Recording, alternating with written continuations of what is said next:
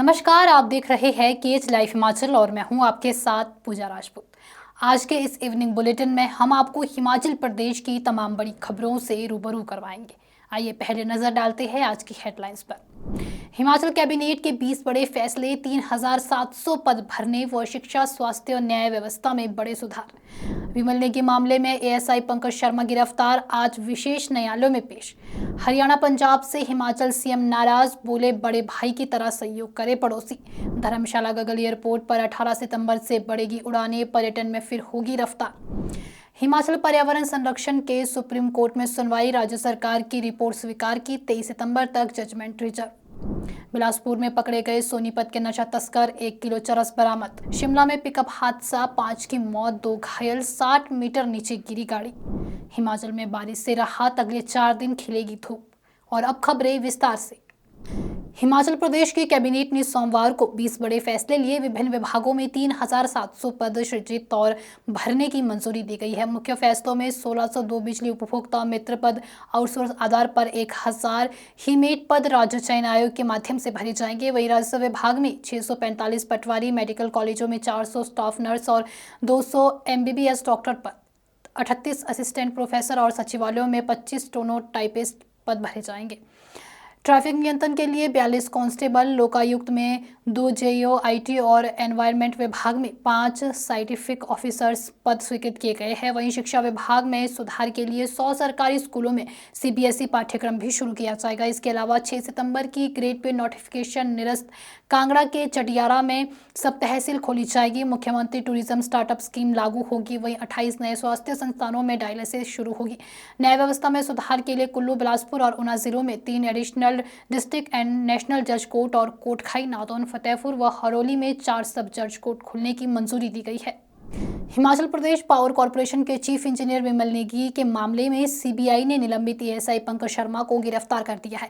पंकज पर सबूतों से छेड़छाड़ का आरोप है। रविवार को गिरफ्तारी के बाद आज उन्हें विशेष न्यायालय में पेश किया गया।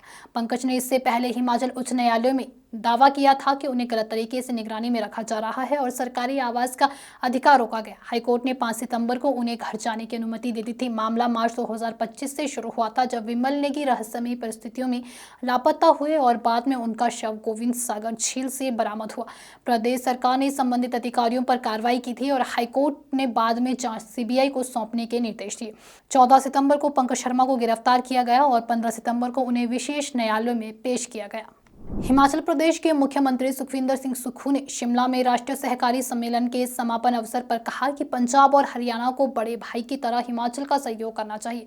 उन्होंने बताया कि सुप्रीम कोर्ट के फैसले के बावजूद बीबीएमबी 4200 करोड़ रुपए हिमाचल को अभी तक नहीं लौटा रहा। सुक्खू ने बताया कि 2011 में एससी ने हिमाचल के पक्ष में फैसला सुनाया था और प्रोजेक्ट में हिमाचल की हिस्सेदारी 7.10% तय की गई थी, मगर 14 साल बीत जाने के बाद भी बकाया एरियर नहीं मिला। इसके अलावा शानन पावर प्रोजेक्ट की 99 साल की लीज इस साल अप्रैल में समाप्त हो गई, लेकिन पंजाब सरकार इसे सौंपने के लिए तैयार नहीं है।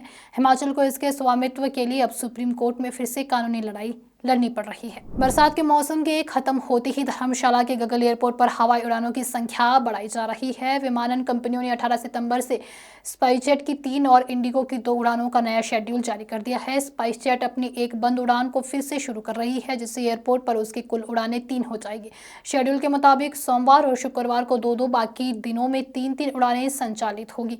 इंडिगो की पहले से चल रही उड़ानें पहले की तरह जारी रहेंगी। बरसात के कारण कई सड़कों और पर्यटन स्थलों पर नुकसान हुआ था।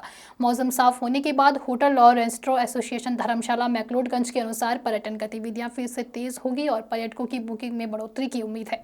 हिमाचल प्रदेश में पर्यावरण संरक्षण और जलवायु परिवर्तन से जुड़े मामले की सुप्रीम कोर्ट में 15 सितंबर को सुनवाई हुई। जस्टिस विक्रम नाथ और जस्टिस संदीप मेहता की पीठ ने राज्य सरकार की रिपोर्ट को स्वीकार किया। 28 जुलाई की सुनवाई में कोर्ट ने चेतावनी दी थी कि यदि हिमाचल में बिना वैज्ञानिक दृष्टिकोण के निर्माण और विकास चलता रहा तो प्रदेश देश के नक्शे से गायब हो सकता है। कोर्ट ने याचिकाकर्ता की पिटीशन को खारिज करते हुए मामले को जनहित याचिका मानकर स्वतः संज्ञान लिया। आज सुनवाई के बाद अदालत ने फैसला रिजर्व रखा है। जजमेंट 23 सितंबर को आ सकती है। मामले में MS Pristine hotel and resorts private limited Shimla के तारादेवी मंदिर के पास होटल बनाने का प्रयास कर रहा था, लेकिन राज्य सरकार ने जंगल को ग्रीन एरिया नोटिफाई कर निर्माण पर रोक लगा दी थी। बिलासपुर की घुमारवीं पुलिस ने नशा तस्करी के खिलाफ कार्रवाई करते हुए 2 तस्करों को गिरफ्तार किया है। आरोपी हरियाणा के सोनीपत जिले के रहने वाले हैं। टोल प्लाजा पर ब्रेजा कार को रोककर तलाशी लेने पर पुलिस को 1 किलो 30 ग्राम चरस बरामद हुई है। दोनों आरोपी संदीप और प्रवीण के खिलाफ धारा 20 और 29 एनडीपीएस एक्ट के तहत मामला दर्ज कर छानबीन शुरू कर दी गई है। पुलिस नशा नेटवर्क का पता लगाने में जुटी है। शिमला जिले के कोटखाई में सुबह एक पिकअप दुर्घटनाग्रस्त हो गई। इसमें 5 लोगों की मौत हो गई और 2 गंभीर रूप से घायल हो गए, जिन्हें आईजीएमसी शिमला रेफर किया गया है। मृतकों में 4 नेपाली और एक स्थानीय व्यक्ति शामिल है। सूचना के अनुसार पिकअप में कुल 7 लोग सवार थे। ये सभी सेब ढुलाई के लिए क्रेट लेकर जा रहे थे। गाड़ी रामनगर की खोला कैंची के पास बेकाबू होकर सड़क से करीब 60 मीटर नीचे दूसरी सड़क पर जा गिरी।